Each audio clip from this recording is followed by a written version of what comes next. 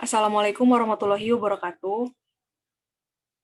Waalaikumsalam warahmatullahi wabarakatuh. Waalaikumsalam warahmatullahi wabarakatuh. Assalamualaikum warahmatullahi wabarakatuh. Terima kasih atas kesempatan yang telah diberikan kepada kelompok ini. Di sini dari kelompok 6 akan mempresentasikan model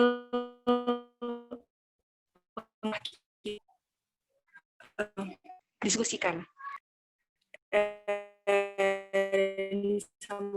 Kemudian saya Zim Putri. Pertama-tama saya akan menjelaskan teori pendukung apa yang telah kita gunakan model pengembangan pembelajaran. Yang pertama ini kan teori konstruktivisme dan juga teori faksi.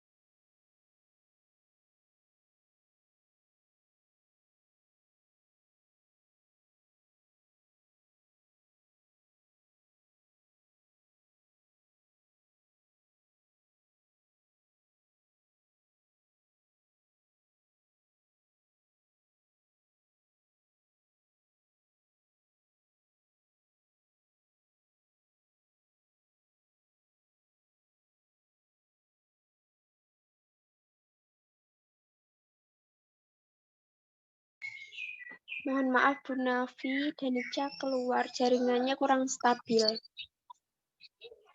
Ya, Bapak dilanjutkan teman yang lainnya, Bu. Baik, saya akan menggantikan Danica sudah masuk.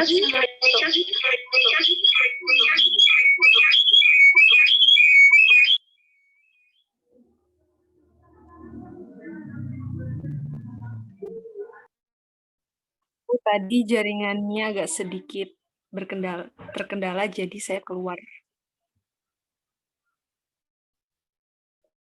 Bisa saya lanjutkan. Teman, apakah suara saya jelas? Jelas. Sekarang Bapak lanjutkan aja. Jelas. Oh iya Bu, terima kasih. Baik, adapun di sini teori pendukung yang kita gunakan adalah teori konstruktivisme dan teori empati. Teori konstruktivisme merupakan sebuah teori yang sifatnya membangun dari segi kemampuan pemahaman dalam proses pembelajaran. Sebab dengan memiliki sifat membangun, maka dapat diharapkan keaktifan diri pada siswa akan meningkat kecerdasannya. Konstruktivisme merupakan sebuah teori belajar. Lanjut. Konstruktivisme merupakan sebuah teori belajar yang dimana mengaktifkan siswa dengan cara memberikan ruang yang seluas-luasnya untuk memahami apa yang telah dipelajari oleh peserta didik dengan cara menerapkan konsep-konsep yang telah diketahuinya. Kemudian mempraktikannya ke dalam kehidupan sehari-hari. Dalam teori konstruktivisme, siswa diberikan untuk mengembangkan yang sudah didapatkan baik dengan melakukan latihan, melakukan eksperimen, maupun berdiskusi sesama siswa.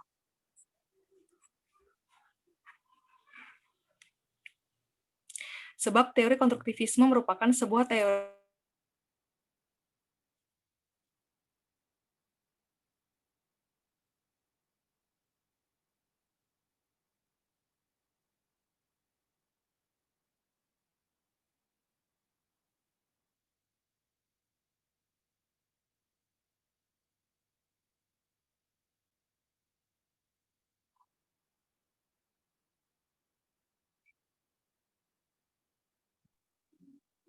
Baik, saya akan menyambung dari penjelasan dari Danica. Teori konstruktivisme merupakan sebuah teori yang memberikan keluasan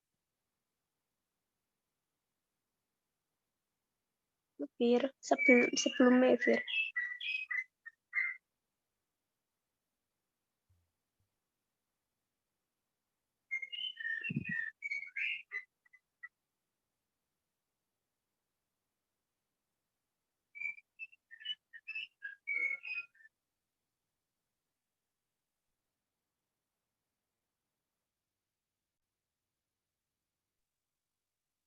Nah, mohon maaf. Konstruktivisme merupakan sebuah teori belajar mengaktifkan siswa dengan cara memberikan ruang yang seluas-luasnya untuk memahami apa yang telah dipelajari oleh peserta didik dengan cara menerapkan konsep-konsep yang telah diketahuinya, kemudian mempraktikannya ke dalam selanjutnya.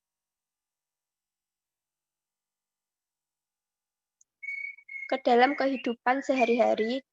Dalam teori konstruktivisme, siswa diberikan keluasan untuk mengembangkan ilmu yang sudah didapatkan tersebut, baik dengan melakukan latihan, melakukan eksperimen, maupun berdiskusi sesama siswa.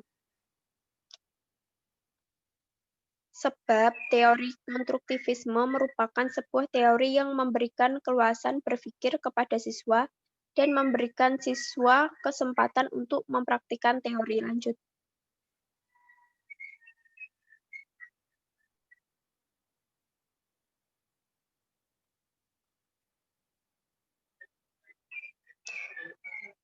Yang sudah diketahuinya dalam kehidupannya.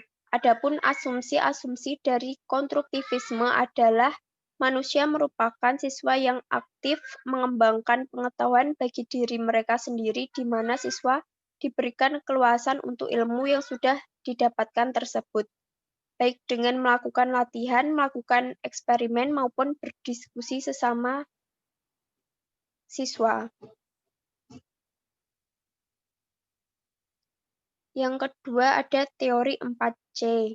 Yang pertama ada communication atau komunikasi. Komunikasi ini adalah proses pertukaran bahasa yang berlangsung dalam dunia manusia. Oleh sebab itu, komunikasi selalu melibatkan manusia, baik dalam konteks interpersonal, kelompok maupun massa.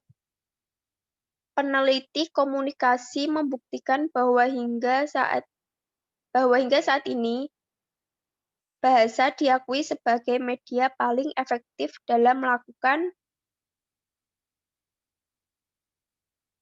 komunikasi pada suatu interaksi antara individu, seperti halnya kegiatan penyuluhan, pembinaan proses belajar mengajar, pertemuan tempat kerja, dan lain-lain. Berkomunikasi artinya perkembangan bicara dan bahasa yang mempunyai muatan emosi dan sosial, yaitu bagaimana sesi komunikasi itu dapat berlangsung secara timbal balik. Lanjut. Yang kedua ada kolaboratif.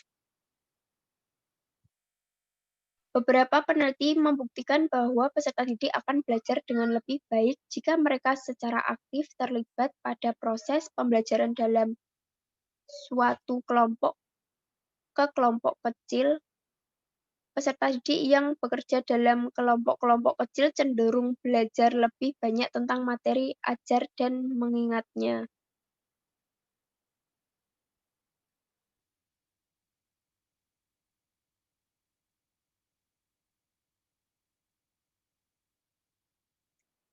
Dan mengingatnya lebih lama dibandingkan jika materi ajar tersebut dihadirkan dalam bentuk lain, misal dalam bentuk ceramah tanpa memandang bahan ajarnya. Dan pembelajaran kolaboratif adalah pembelajaran yang melibatkan siswa dalam suatu kelompok untuk membangun pengetahuan dan mencapai tujuan pembelajaran bersama melalui interaksi sosial di bawah bimbingan pendidik, baik di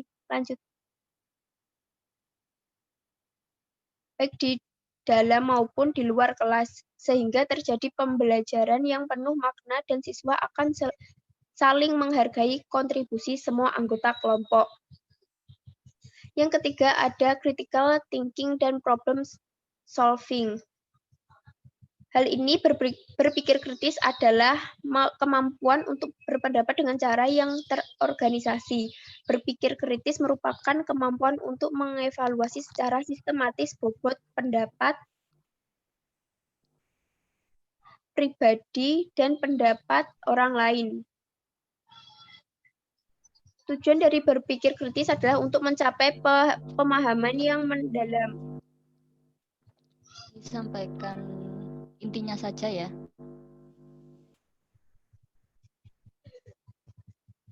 Oh iya, baik. Ya, terus tapi nanti yang terakhir yang langkah pengembangan kelompok itu baru disampaikan secara rinci, nggak apa-apa.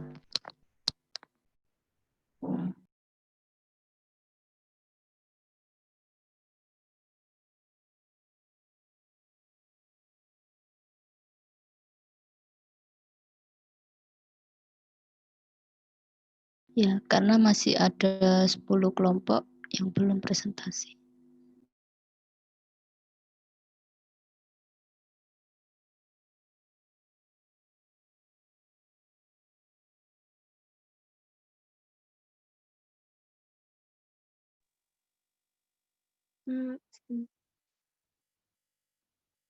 Baik, jadi inti dari teori pendukung ini kita menggunakan teori konstruktivisme dan menggunakan teori 4C yang terdiri dari communication, kolaboratif, critical thinking, dan problem solving, dan yang terakhir kreatif dan innovation.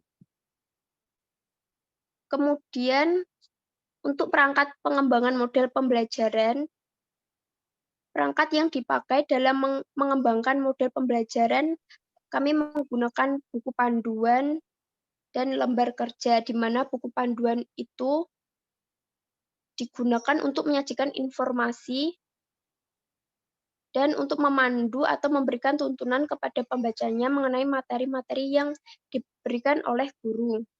Kemudian untuk lembar kerja siswa adalah panduan siswa yang digunakan untuk melakukan kegiatan penyelidikan atau pemecahan masalah. Lembar kerja atau LK adalah lembar-lembaran yang berisi tugas yang harus dikerjakan dikerjakan peserta didik. LK biasanya berupa petunjuk langkah-langkah untuk menyelesaikan suatu tugas. Selanjutnya akan dijelaskan oleh teman saya. Selanjutnya yaitu model pembelajaran yang diasumsikan. Nama model pembelajaran yaitu model pembelajaran kooperatif Jigsaw. Tujuannya memiliki tujuan kognitif yaitu pengetahuan faktual, akademis, dan tujuan sosial yaitu kerjasama kelompok. Selain itu, tujuan pembelajaran metode Jigsaw adalah untuk melatih peserta didik agar terbiasa berdiskusi dan bertanggung jawab secara individu untuk membantu memahamkan tentang sesuatu materi pokok kepada teman sekelasnya. Langkah-langkahnya yang pertama yaitu ada orientasi. Pendidik menyampaikan tujuan pembelajaran yang akan diberikan. Yang kedua yaitu pengelompokan. Misalkan di dalam kelas ada 20 siswa yang kita tahu kemampuan matematikanya dan sudah di-ranking. Itu dibagi menjadi 25% kelompok. 25% selanjutnya intinya seperti dibagi-bagi melalui ranking. Yang ketiga yaitu ada pembentukan dan pembinaan dalam kelompok ahli. Selanjutnya grup itu dipecah menjadi kelompok yang akan mempelajari materi yang kita berikan dan dibina supaya jadi ahli berdasarkan indeksnya. Yang keempat, diskusi. Kelompok ahli dalam grup ekspertis peserta didik ahli dalam konsep tertentu ini masing-masing kembali dalam grup semula. Pada fase ini, kelima grup memiliki ahli dalam konsep tertentu. Yang terakhir yaitu tes atau penilaian. Pada fase Yang kelima, ternyata ada tes atau penilaian. Pada fase ini, guru memberikan tes tulis untuk dikerjakan oleh siswa yang memuat seluruh konsep yang didiskusikan. Pada tes ini, siswa tidak diperkenankan untuk bekerja sama. Yang terakhir, ada pengakuan kelompok. Penilaian pada pembelajaran kooperatif berdasarkan skor peningkatan individu tidak didasarkan pada skor akhir yang diperoleh siswa, tetapi berdasarkan pada seberapa jauh skor itu melampaui rata-rata skor sebelumnya.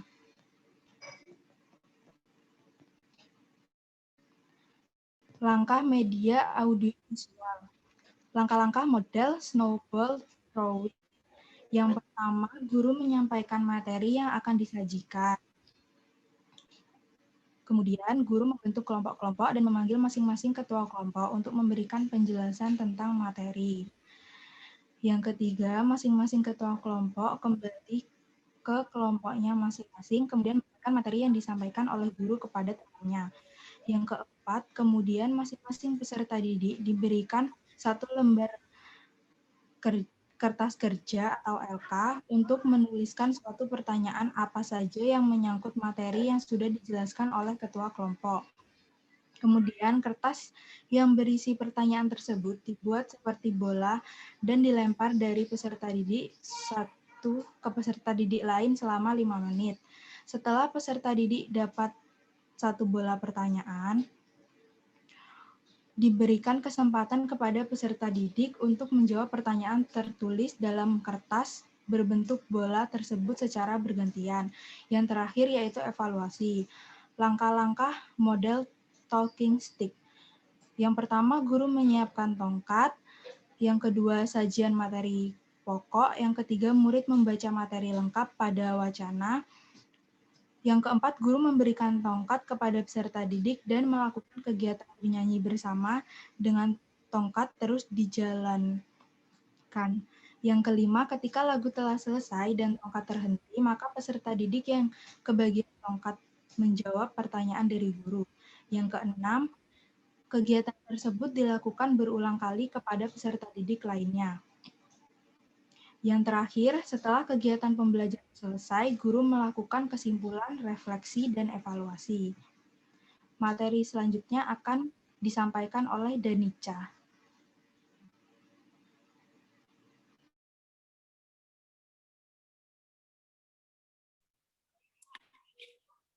Adapun di sini model pembelajaran yang kita kembangkan, nama modelnya adalah SGD atau Smart Group Discussion. Tujuan dari model pembelajaran yang dikembangkan adalah satu, melatih kerjasama tim, kedua, melatih rasa percaya diri menjadi seorang pemimpin, ketiga, melatih berpikir kritis, keempat, melatih skill talk, dan terakhir adalah melatih fokus.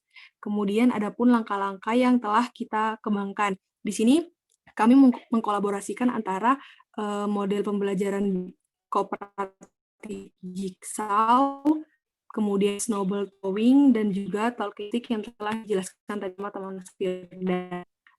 Langkah-langkah pertama adalah guru menggarap peserta didik siap melakukan proses pembelajaran.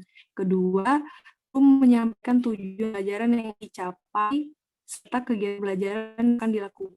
Ketiga, guru menyampaikan informasi kepada peserta didik dengan jalan demonstrasi alat bacaan. Keempat, membentuk heterogen yang beranggotakan 4 sampai